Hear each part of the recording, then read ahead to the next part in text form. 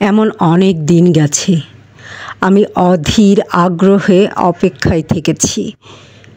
হেমন্তে পাতা ঝরার শব্দ শুনব বলে নিঃশব্দে অপেক্ষা করেছি বনভূমিতে, কোনো বন্ধুর জন্য কিংবা অন্য অনেকের জন্য। হয়তোবা ভবিষ্যতেও অপেক্ষা করব। এমন অনেক দিনই তো গেছে, কারো অপেক্ষায় বাড়ি বসে আছি। হয়তো কেউ বলেছিল অপেক্ষা করো, একসঙ্গে বেরোবো। এক শনিবার রাতে খুব ক্যাজুয়ালি কোনো বন্ধু ঘোরের মধ্যে গোঙানির মতো উচ্চারণ করেছিল, বাড়ি থেকেও ভোরবেলায় তোমাকে তুলে নেব। হয়তোবা ওর মনের মধ্যে ছিল চুনিয়া অথবা শ্রীপুর ফরেস্ট বাংলো। আমি অপেক্ষায় থেকেছি।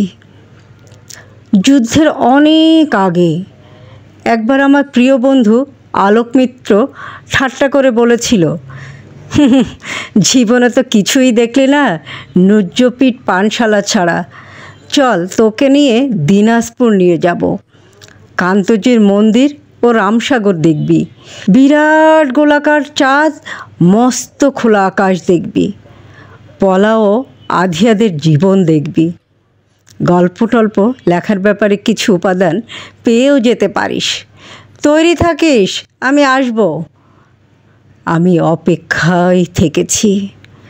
আমি বন্ধু, পরিচিতজন, এমনকি শত্রুর জন্য অপেক্ষায় থেকেছি। বন্ধুর মধুর হাসি আর শত্রুর ছুরির জন্য অপেক্ষায় থেকেছি। কিন্তু তোমার জন্য আমি অপেক্ষায় থাকব না, প্রতীক্ষা করব।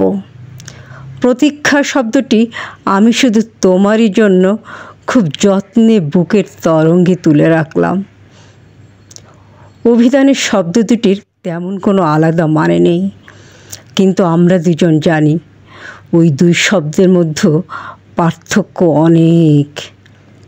অপেক্ষা একটা দরকারি শব্দ, আর পরে দোতনাহীন ব্যঞ্জনাবিহীন অনেকেরই প্রয়োজন মেটায়। প্রতীক্ষাই আমাদের ব্যবহার্য সঠিক শব্দ, অনুমান উপর শব্দটি আমাদের ব্যবহারের অযোগ্য। আমরা একে অপরের জন্য প্রতীক্ষা করব। আমি তোমার জন্য পথে প্রান্তরে অসতের মতো দাঁড়িয়ে থাকব, ওই বৃক্ষ অনন্তকাল ধরে যোগ্য প্রতীকের জন্য প্রতীক্ষমান। আমাকে তুমি প্রতীক্ষা করতে বলো, আমি ঠায় দাঁড়িয়ে থাকব অনড় বিশ্বাসে। দাঁড়িয়ে থাকতে থাকতে আমার পায়ে শিকড় গজাবে, আমার প্রতীক্ষা তবু ফুরাবে না।